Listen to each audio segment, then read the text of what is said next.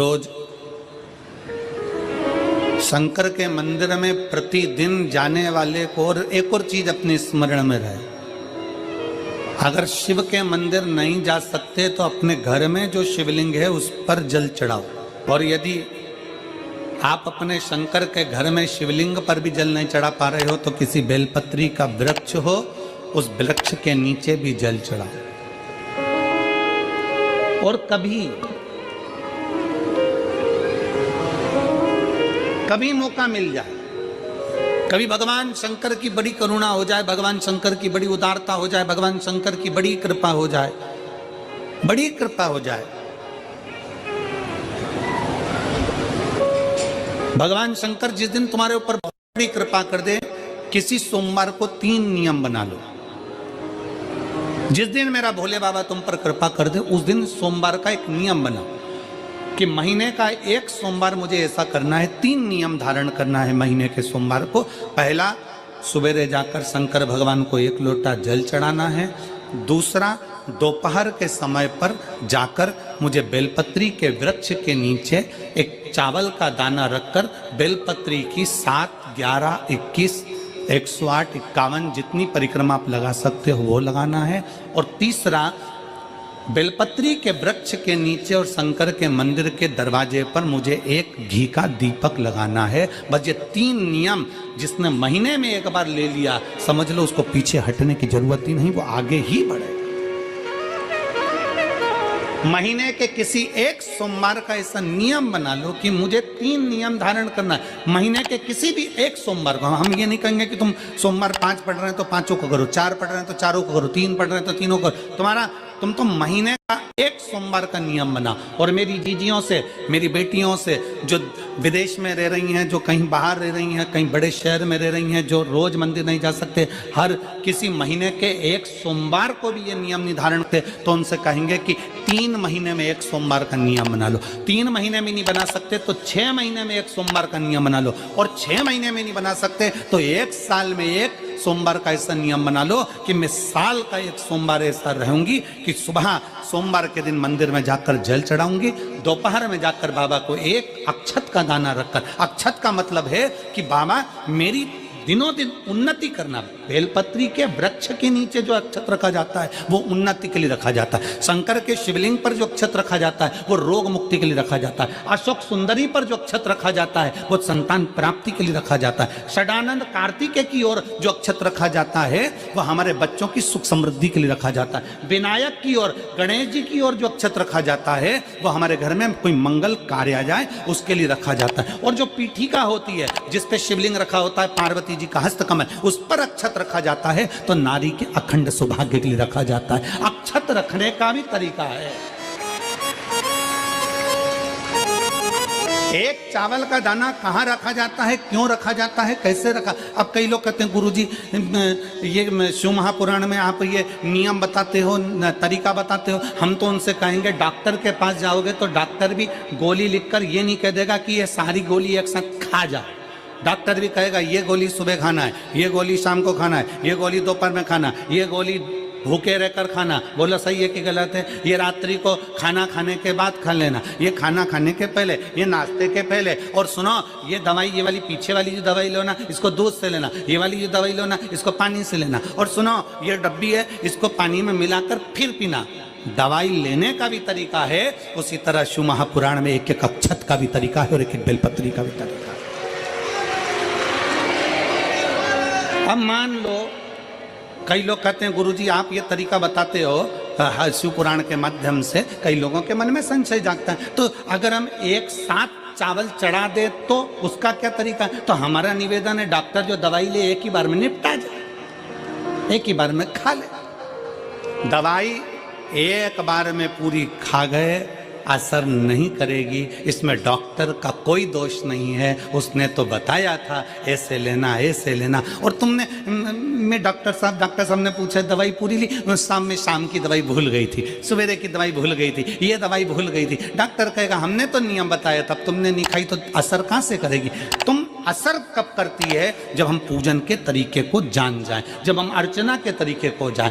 आप साल भर का एक सोमवार निकाल लो, 6 महीने का एक सोमवार निकाल लो, 3 महीने का एक सोमवार निकाल लो, महीने का एक सोमवार निकाल लो, अपने से दिल में बन जाए तो एक सोमवार ऐसा निकालो जिसके 3 नियम धारण हो। पहला, उसी सोमवार जिसको कर रहे हो उस दिन सुबह जल चढ़ाना। दूसरे, दोपहर के समय पर जाकर बेलपत्री के वृक्ष के नीचे एक चावल का दाना रखना और परिक्रमा बेलपत्र की जितनी तुमसे बन जाए, जितनी तुम्हारे शरीर की कैपेसिटी हो, जितना तुम्हारा शरीर चलते बन जाए। हम तो ये भी नहीं कहते कि तुम भूखे रहकर भगवान का भजन करो, हम कभी नहीं कहते। हम तो यहां तक कहते हैं, हमारे पुष्टि मार्ग में यहां तक कहा गया कि वल्लभ कुल की एकादशी करो, भले बकरी जैसे चरो पर एकादशी करो। हम तो यहां तक कहते हैं कि बहुत समय से कल मेरी एकादशी है, एकादशी है, एकादशी है, एकादशी है, पूरे घर को हिलाकर रख दिया, एकादशी है, एकादशी, एकादशी है। बहू टेंशन में, बेटा डिप्रेशन में, पति पपीता ला ला के, सेव फल ला के, मूंगफली का दाना ला के, काजू कतली ला के, सेव फल ला के, और सारा सामान, साबूदाना और खिचड़ी और ना चिप्स ना जाने क्या क्या ला के बेचारा पति एकादशी आती है वो नौमी से चिंता में पड़ जाता है।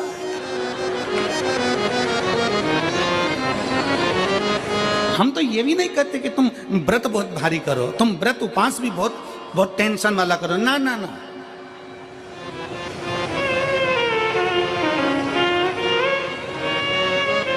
अपने को व्रत उपास भी इतना बहुत बहुत भूखे रह रहे हो, बहुत प्यासे रह रहे हो और मालूम पड़े कि भगवान हमें मिलेगा, भगवान हमें मिलेगा।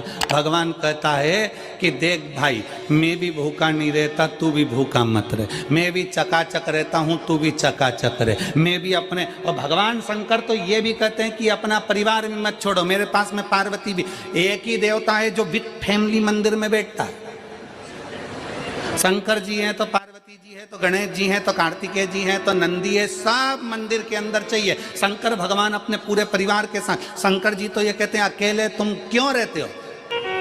शिव जी की एक बात अपने ध्यान में रखना, कितनी सुंदर बात है शंकर भगवान की, बहुत ध्यान में रखिएगा। आप जौहरी नहीं हो, हीरे को नहीं परख सकते। हम भी जौहरी नहीं है, हम हीरा को नहीं समझ सकते। और भगवान शंकर ने पृथ्वी पर जिसको जन्म दिया उसको जौहरी बनाकर पैदा किया है, उसको जौहरी बनाकर भेजा है कि आप भले हीरा को न समझो चलेगा, पर अपने नजदीक में कोई दुखी है तो उसकी पीड़ा को जरूर समझना। भगवान शंकर कहते हैं उसकी पीड़ा का स्मरण रखना।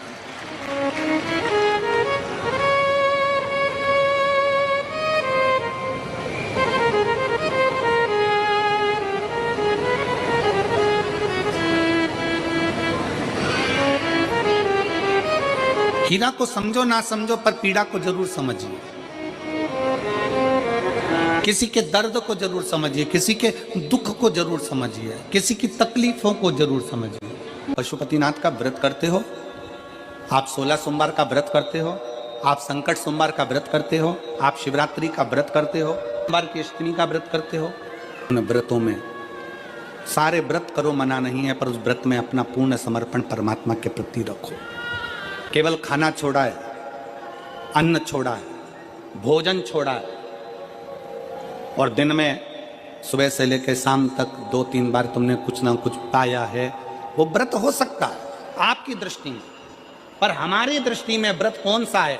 शिव महापुराण की कथा कहती है कि सुबेरे आपका व्रत चालू हुआ, दूसरे दिन ब्रह्म मुहूर्त तक जो आपका व्रत आपने रखा है, भगवान का जो व्रत कर रहे हो, उस व्रत में एक बात अपने अंदर उतार कर रखो कि इस दिन मैं अपने मोबाइल का त्याग करती हूँ, पूरे दिन मैं मैसेज नहीं पढ़ूंगी, मैं देखूंगी नहीं, मैं अपशब्द नहीं कहूंगी, मैं जानूंगी नहीं। दूसरा, आज के दिन मेरा व्रत है, आज 1 महीने में, 15 दिन में, 2 दिन में, 20 दिन में मैंने अगर किसी से भी अपशब्द कहा होगा, आड़ा टेढ़ा कहा होगा, तो सबसे पहले आज व्रत वाले दिन मैं उसको सॉरी कहूंगी, क्षमा मांगूंगी और अपने हृदय से लगाने का प्रयास करूंगी। व्रत है, व्रत का तीसरा अंश, आज मेरा व्रत है, मैं आज के दिन किसी को भी अपशब्द नहीं बोलूंगी, किसी के लिए आड़ा तड़ा नहीं बोलूंगा। आज जितना बन सकेगा मैं सात्विक जीवन जीऊंगा। चौथा, आज मेरा व्रत है, आज के दिन मैं झूठ नहीं बोलूंगी, ना झूठ बोलूंगा सुबह से लेकर शाम तक। और पांचवा, आज व्रत वाला दिन है, जितना फलार मैं करूंगी उसका पैसा जोड़ूंगी कि 15 रुपए का मैंने साबुदाना खाया, 10 रुपए का बटाटा खाया, ये खाया वो खाया, सारा हिसाब लगाकर 55, 60, 70 रुपए जितने होते हैं उसमें से एक अंश निकालकर मैं उसका एक भाग किसी गौशाला में जाकर गाय को चारा जरूर दूंगी। आपका व्रत, आपकी साधना, आपका तप, आपका बल, आप कैसा कर रहे हैं? केवल भूखे रहने पर भगवत पद की प्राप्ति नहीं होती। शिव महापुराण की कथा कहती है कि भूखे रहने से भगवान की प्राप्ति नहीं होती। शिव पुराण की कथा कहती है भगवान को पाने की भूख बढ़ाने से भगवान की प्राप्ति होती है। भीतर से परमात्मा को पाने की भूख बढ़ाइए, भगवान को पाने की भूख बढ़ाओ भीतर से।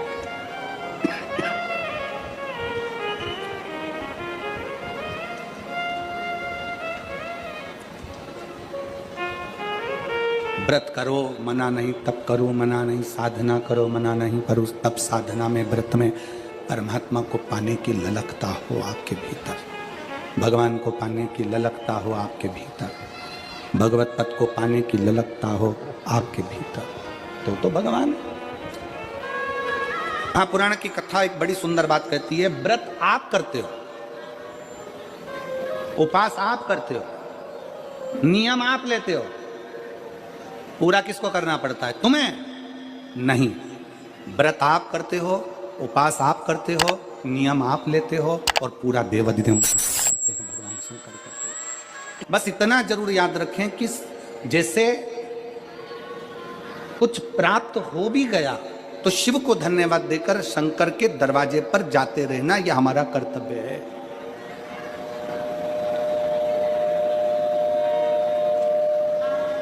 एक बहन जी ने पत्र लिखा था कल। उस पत्र में बहन जी ने लिखा कि शिव महापुराण तप का मतलब क्या होता? चलिए, उपास का मतलब बताओ। खाना छोड़ देना व्रत नहीं है, दूसरे का धन छुड़ाकर खाना छोड़ देना व्रत है। शिक्षा दे देना, किसी को चिकित्सा की जरूरत है उसकी चिकित्सा में थोड़ा सा धन लगा देना, कोई रोते हुए के आंख के आंसुओं को पोंछ देना, किसी के दुख में खड़े होकर उसको खुशियां प्रदान कर देना, ये दुनिया का सबसे बड़ा व्रत है, सबसे बड़ी साधना, सबसे बड़ा तप। मन साफ है तो सारी गलतियां माफ है, और अगर मन ही साफ नहीं है तो गलती कौन माफ करेगा भाई? हम भी तो अपनी जिंदगी में एक नियम बना सकते हैं कि मैं श्री शिवाय नमस्तुभ्यम का जाप करूंगी। मेरी कॉलोनी में कोई शंकर जी का मंदिर है, हम 5-10 महिलाएं प्रत्येक सोमवार को 10 मिनट बैठेंगी। शाम के समय प्रदोष काल में 6 बजे 6:30 बजे बैठेंगे, 6:45 बजे 15 मिनट बाद उठ जाएंगे, श्री शिवाय नमस्तुभ्यम का जाप करेंगे, शंकर जी को भोग लगाएंगे। अगर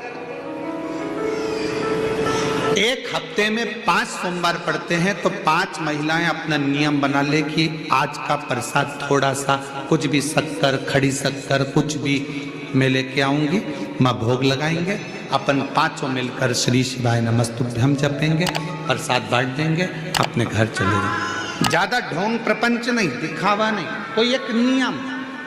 हमारे नजदीक में शंकर जी का मंदिर है, हफ्ते में एक बार नियम बनाएंगे, उस मंदिर में सफाई करेंगे। हफ्ते में एक बार नियम बनाएंगे, अपने नजदीक के शंकर के मंदिर को साफ करेंगे, क्लीन करेंगे। एक नियम अपने अंदर बनाओ शिव के प्रति।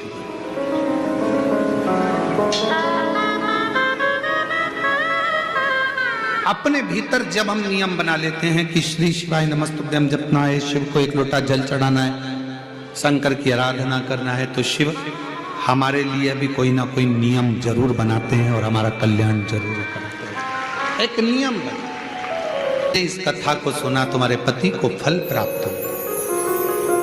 कलिकाल में संसार में जो शिव महापुराण की कथा को सुनता है, श्रवण करता है, करवाता है, बाँचता है, सुनता है, वो जितने जीव इस कथा को श्रवण करने आते हैं, केवल उनका ही नहीं, उनकी 71 पीढ़ी का कल्याण शिव पुराण की कथा कर। लंबी बाती का प्रमाण अलग होता है। लंबी बाती क्यों लगाई जाती है? भगवान के मंदिर में दीप में, देवियों की पूजन में, लक्ष्मी की वृद्धि के लिए। कौन से देवता के यहाँ लंबी बत्ती लगती है और कौन से देवता के यहाँ गोल बत्ती लगती है, उसका भी प्रमाण वर्णन। किसी देवी की पूजन करो तो लंबी बत्ती आती है, कुल देवता की पूजन करो तो लंबी बत्ती आती है। किसी मंदिर में किसी देवता को लगाने जाओ तो गोल बत्ती लगती है, उसका भी प्रमाण है। लंबी बत्ती जहाँ लगाई है, अगर लक्ष्मी के सामने लगाई है तो लक्ष्मी की लंबाई बढ़ती है, लक्ष्मी की वृद्धि बढ़ती है। अगर कुल देवता के नाम की लगाई है तो वंश की वृद्धि होती है। इसलिए हमारे यहाँ अमावस्या पूनम को जो पाटे माटे भराते हैं उसमें गोल बत्ती नहीं लंबी लगाई जाती है, जिससे हमारा वंश बढ़े। नवरात्रि में देवी जी की जो बाती लगाई जाती है वो लंबी लगाई जाती है, गोल नहीं। क्यों? क्योंकि जिससे माँ हम पर कृपा बना कर रखे, हमारा वंश खूब बढ़े, हमारे यहाँ लक्ष्मी की वृद्धि हो। स्थिर बाती, गोल बाती लगाई जाती है ब्रह्मा के मंदिर में, इंद्र के मंदिर में, देवता के मंदिर में। तुलसी के सम्मुख में लंबी बाती नहीं लगती, तुलसी के सम्मुख में गोल बाती लगाई जाती है महाराज, जिससे स्थिरता का भाव केंद्रित हो। स्थिर